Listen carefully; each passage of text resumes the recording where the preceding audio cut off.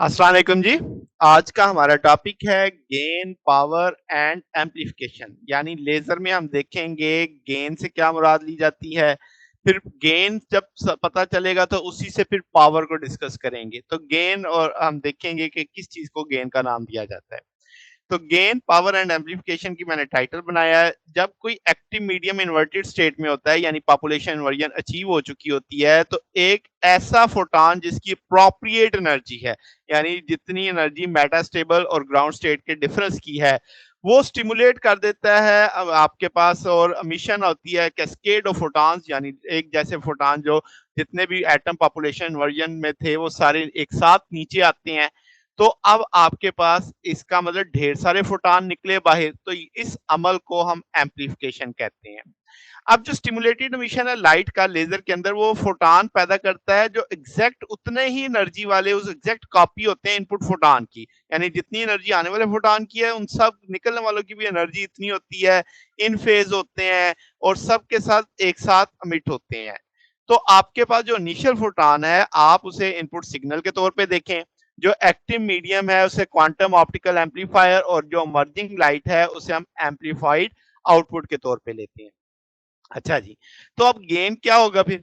जो degree of amplification है, कि एम्पलीफिकेशन का जो लेवल है, उसको हम गेन के तौर पे देखते हैं।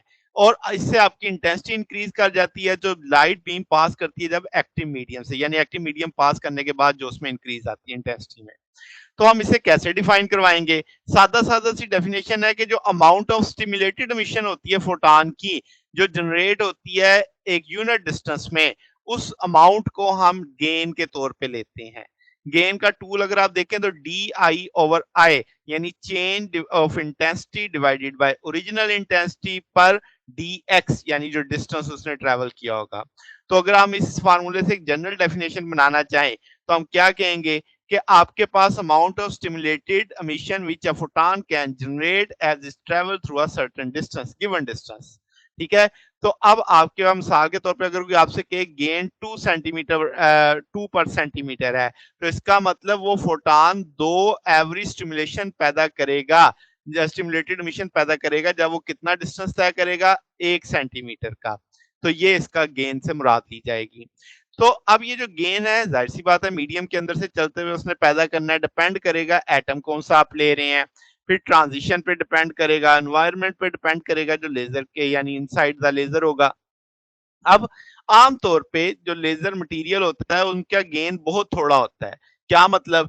कि सिर्फ 0.001, यानी 1000वां हिस्सा पैदा होता है स्टिमुलेटेड मिशन का पर सेंटीमीटर से, आपके पास 0.01 सेंटीमीटर। तो एक रेंज बता दी गई है आपको। अब इसका मतलब है कि आपके पास फोटॉन को बहुत लंबा चलना पड़ेगा ताकि वो एक बहुत बड़ी एम्पलीफिकेशन हासिल कर सके, क्योंकि 1 सेंटीमीटर में तो सिर्फ इतनी एम्पली आपके पास स्टिमुलेटेड एमिशन हो रही है। तो लंबी एम्पलीफिकेशन लेने के लिए, लार्ज एम्पलीफिकेशन लेने के लिए उसे डिस्टेंस ट्रैवल ज़्यादा करना पड़ेगा। तो मटेरियल का अगर हम मिसाल लेते हैं, गेन है 0.001 सेंटीमीटर, तो इसका मतलब आपको 1000 टाइम एम्पलीफिकेशन हासिल करने के लिए उसे ट्रैवल करना पड़ेगा 69 मीटर मीडियम के अंदर, ताकि वो 1000 गुना हमारी बीम इंटेंस हो सके। तो ये तो इतना बड़ा डिस्टेंस है जो प्रैक्टिकल नहीं है। तो मगर इस सारी से जो बात आपके ज़हन में क्लियर होनी चाहिए कि जो अमाउंट ऑफ एम्पलीफिकेशन है, वो फासले मीडियम के अंदर, जितना मीडियम में आप ट्रैवल करते जाएँगे, एम्पलीफिकेशन लेवल बढ़ता चला जाएगा। अच्छा, अब इस मसले का हल क्या फिर? तो हम क्या करते हैं, जो लेज़र मटीरियल है उसको हम फिर एम्प्लीफिकेशन के लिए इस्तेमाल नहीं करते। हम क्या करते हैं कि हम इसके अंदर जो बेसिकली जो लेज़र है, जैसे हम कहते हैं जनरेटर ऑफ लाइट, हम क्या करते हैं कि जब लाइट पास करती है एक लॉन्ग लेज़र से मीडियम से, तो हम उसके साइडों पे मिरर रख देते हैं। अब क्या होता है जनाब, अब ये जो लाइट है वो बाउंस बैक करती है, बैक एंड फोर्थ करती है मिरर के अंदर, यानी गुजरती बार-बार मीडियम के अंदर से ही है। मगर वो मीडियम को इतना लंबा बनाने की बजाय हमने उसके सराउंडिंग में मिरर रख दिए। तो आपके पास वो जब मीडियम से पास करती है, तो फिर वो इफेक्टिव डिस्टेंस ट्रैवल कर रही होती है। तो इस तरीके से इस अरेंजमेंट से जो मिरर है वो ट्रांसफॉर्म कर देते हैं सिंपल एम्पलीफाइंग मीडियम को as a source of light, यानी हम थोड़ी सी जगह में भी एम्पलीफिकेशन अच्छी खासी हासिल कर लेते हैं।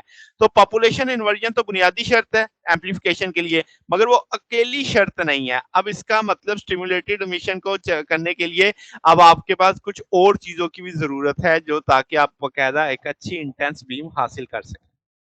ठीक होगी बात। अब आपके पास पावर फिर क्या होती है जी? जैसे-जैसे गेन होता है तो पावर इंक्रीज़ करती है एक्स्पोनेंशियली गेन के साथ, यानी अगर गेन बढ़ रहा होगा तो पावर भी बढ़ रही होगी। अब जो फोटॉन प्रोड्यूस होते हैं स्टिमुलेटेड एमिशन में, वो फर्दर स्टिमुलेट करते हैं अपने आने वाले दीगर, यानी एनर्जी तो सबकी सेम होती है ना, अभी ये स्टार्ट ही इस बात से किया था। तो निकलने वाले फोटॉन अगर वो टक्कर खा के वापस आएँगे तो जो बकिया एटम पॉपुलेशन इन्वर्जन में आ चुके हैं, उनको भी वो स्टिमुलेट कर पाएँगे।